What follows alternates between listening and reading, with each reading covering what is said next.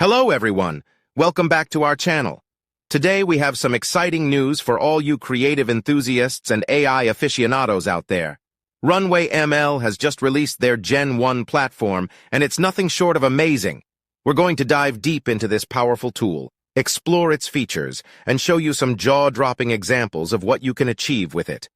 To get started, you need to create a free account on Runway's website. Once you have created an account, go to the Gen-1 video page and upload your video file. You can upload any video file, but Gen-1 video will only process the first 3 seconds of the video. After uploading your video, you have the option to prompt it with an image. You can either upload your own image or choose from one of the presets available on the website.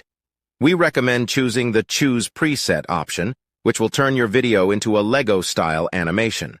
Once you have prompted your video, set the strength to 50 and pick a seed. Then click on the Generate button and wait for the magic to happen. The video will take some time to process, but the results will be worth the wait. If you're not satisfied with the Make It Lego preset, you can try other options such as Make It Pen and Ink or Make It Sketchy. Each preset will give your video a unique look and feel. So there you have it, folks. Runway ML Gen-1 is now live, and it's revolutionizing the way we create and experience art and design.